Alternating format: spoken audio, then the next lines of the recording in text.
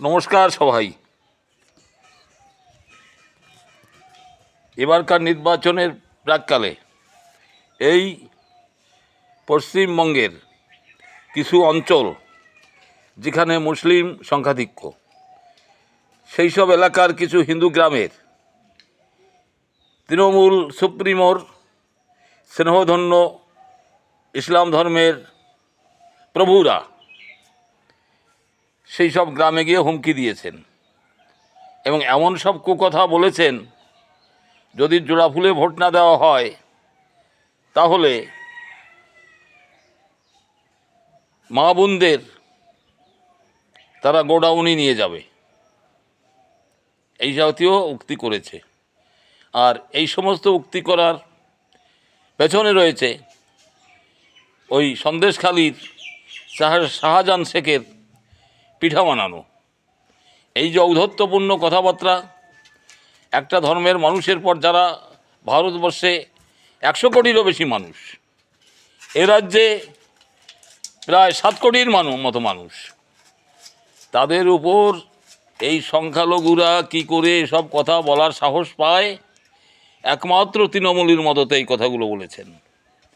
তাই আমরা বলতে চাই আপনাদের কাছে, যারা আমার এই ভিডিওটা দেখেন তারা শেয়ার করবেন এবং মানুষকে দেখাবেন, বলবেন। আর যারা তেঁতুলির চারা ছোটোবেলায় উপড়ে ফেলতে হয়, এটা বেদপুরাণেই কথা লেখা আছে। অতএব সেইখানে সেই তেঁতুলের চারা বাঁচিয়ে রাখার যে পরিকল্পনা, এটা অনেকে গ্রহণ করছে না। আর 2 নম্বর আর একটা বিষয়ে, গোটা পশ্চিমবাংলার গ্রাম অঞ্চলে এই 15-16 সাল 2000 একটা নিয়োগ হয়েছিল ভিআরপি। এদের সঙ্গে গ্রামের মানুষের নারীর সম্পর্ক রয়েছে। প্রথম দিকে এদের ন্যস্ত কর্তব্যগুলো 2-1 বছর করতে পারলেও পরবর্তী সময় পঞ্চায়েত সমিতি, বিডিও এবং প্রধানরা তাদেরকে দিয়ে একমাত্র তাদের মন মতো কিছু কাজ করানো হতো এবং তাদের যে কারণে নিয়োগ, সেসব কাজ থেকে তাদের রহিত করা হতো।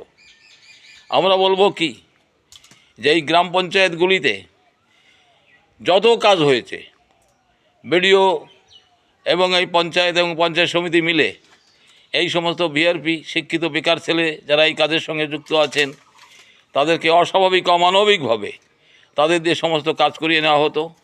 অনারিয়াম পেত না, আর অনারিয়াম যেটা পায় সেটা নামমাত্র পায়। এরা শিক্ষিত বেকার ছেলে পেলে।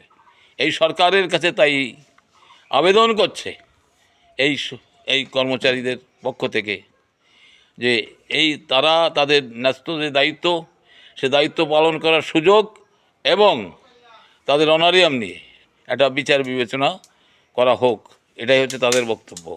এ কথাটাও আজকে আমি বলছি, কারণ গ্রামের মানুষের স্বার্থ সংশ্লিষ্ট কাজগুলো এবং যেটা নিষ্ঠার সঙ্গে হবে, দুর্নীতিমুক্ত হবে, দুর্নীতিমুক্ত করার একটা জায়গা কিন্তু এখানে রয়েছে।